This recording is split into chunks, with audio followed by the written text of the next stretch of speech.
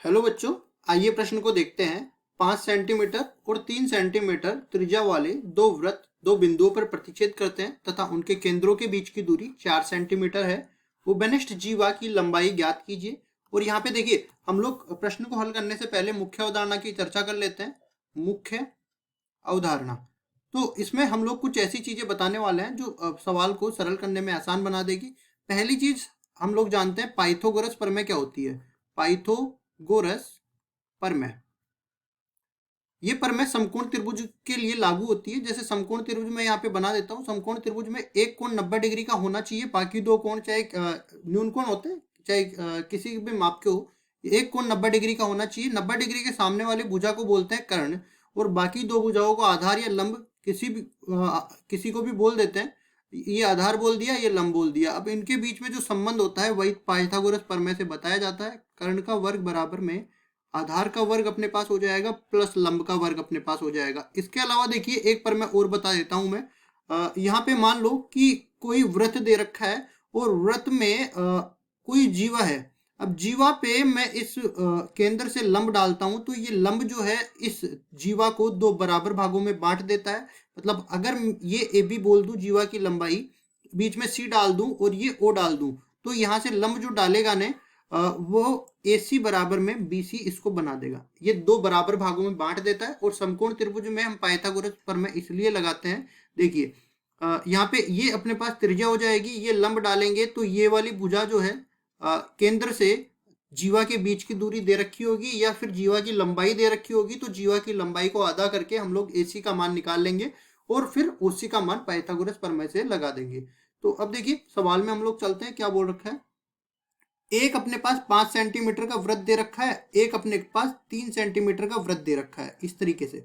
ठीक है। अब देखिए, ये इसका केंद्र ये मान लेता हूं, इसका केंद्र ये मान लेता हूं। अब ये जहां पे काट रहे हैं उनको मिला देता हूं बिंदुओं को। तो इस तरीके से हमने मिला दिया। अब केंद्रों को केंद्रों से मिला दिया और इस तरीके से मैं बोल देता हूं, ये मान लो 5 सेंटीमीटर के बराबर है, ये मान लो 3 सेंटीमीटर के बराबर है। अब आगे बोला है कि केंद्रों के बीच की दूरी 4 सेंटीमीटर के बराबर है। इनको नाम दे देता हूं। सबसे पहले तो एक जीवा बनाएंगे हम लोग, जहां पे ये काट रहे हैं दोनों वृत्त। ठीक है। ये अपने पास जीवा हो गई, इसको मैं ए बिंदु नाम दे देता हूँ, इसको बी बिंदु नाम दे देता हूँ। ये O1 हो गया, और सॉरी, ये इसको ओ डेस बोल देते हैं, इसको ओ बोल देते हैं। ठीक है जी। ओ और ओ डेस के बीच की दूरी हमें कितनी दे रखी है, 4 सेंटीमीटर के बराबर दे रखी है। इसी तरह ए ओ डेस के बीच की दूरी 5 सेंटीमीटर के बराबर दे रखी है। इसी तरह ए ओ ये दूरी 3 सेंटीमीटर के बराबर दे रखी है। अब देखिए, यहाँ पे जहां पे ये दोनों केंद्रों के बीच की दूरी और जीवा जहां पे प्रतिच्छेद करते हैं, इसको मैं बिंदु नाम दे देता हूं पी। ठीक है। तो अपने पास ए पी ओ डेस और ए पी ओ दो समकोण त्रिभुज बनेंगे। ये समकोण त्रिभुजों को मैं यहाँ पे भी बना लेता हूं। देखिए, ये इस तरह से अपने पास समकोण त्रिभुज बनने वाले हैं। ठीक है। अब ये अपने ए नाम दे दिया, ये पी नाम दे दिया, ये ओ डेश नाम दे दिया और ये ओ नाम दे दिया। ये 5 सेंटीमीटर के बराबर है, ये 3 सेंटीमीटर के बराबर है। इसके अलावा हमें कुछ नहीं बोला है, केवल बोला है कि ये 4 सेंटीमीटर के बराबर है पूरी। अगर ये 4 सेंटीमीटर के बराबर है तो हमें नहीं पता है कि ये ओ डेश पी कितना है या ओपी डेश कितना है। तो इसको मैं, अगर मैं इसको y मान लेता हूं तो इसको मैं 4 माइनस वाई मानना पड़ेगा मेरे को।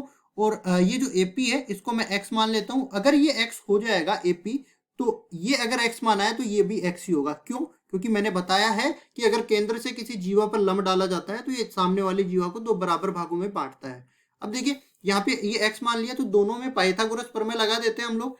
पहले एपी ओ डेस में पाइथागोरस प्रमेय लगाऊंगा तो 5 का वर्ग बराबर हो जाएगा यहाँ से y का वर्ग प्लस x का वर्ग। इसी तरह मैं y दोनों में जो है x उबेनिष्ट है तो x का मान निकाल लेता हूँ। देखो, एक्स स्क्वायर बराबर हो जाएगा 5 का वर्ग 25 माइनस में y का वर्ग।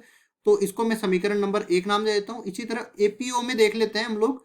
यहाँ पे 3 का वर्ग, मतलब कि इस तरह से 3 का वर्ग बराबर हो जाएगा x का वर्ग प्लस 4 माइनस में y पूरे का वर्ग। ठीक है जी। अब यहाँ पे भी x का वर्ग निकाल लेंगे तो ये बन जाएगा 9 माइनस में 4 माइनस वाई पूरे का वर्ग।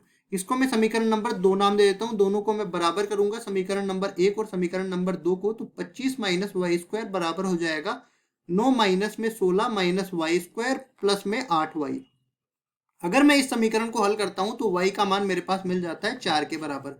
अगर ये y का मान 4 के बराबर मिल गया, इसका मतलब ये 4 माइनस वाई जो है 0 के बराबर मिल जाएगा। मतलब कि ये जो O है ये P पे बनेगा। मतलब मैं कह सकता हूं कि ये जो केंद्र है ना, ये यहाँ पे कुछ बनने वाला है 3 सेंटीमीटर वाले वृत्त का। ठीक है, उससे हमें कोई मतलब नहीं है, हमें तो क्या जीवा की लंबाई निकालनी है। तो जीवा की लंबाई कैसे निकालेंगे, x का मान मेरे पास मिल गया तो x का दुगना करते ही जीवा की लंबाई आ जाएगी। तो यहाँ पे क्या कर देते हैं, देखो समीकरण नंबर ये उठा लेते हैं एक, समीकरण नंबर 1 से। तो यहाँ करेंगे क्या, एक्स स्क्वायर मेरे को निकालना है, तो बन जाएगा 25 माइनस में वाई का वर्ग 16 के बराबर हो जाएगा, कुल मिला के 9 के बराबर हो गया। और अगर एक्स का मान मेरे को निकालना है तो ये 3 सेंटीमीटर के बराबर आ गया। अब मेरे को एक्स का मान नहीं निकालना, मेरे को तो जीवा की लंबाई निकालनी है। तो जीवा की लंबाई 2x के बराबर हो जाएगी। जीवा की लंबाई ये अपने पास हो जाएगी x की दुगनी, मतलब 2x बराबर में हो जाएगा 6 सेंटीमीटर के बराबर। और ये जीवा की लंबाई हमें निकालनी थी, तो 6 सेंटीमीटर अपना उत्तर हो जाएगा। आशा करता हूँ ये सवाल आपको समझ में आया होगा। धन्यवाद।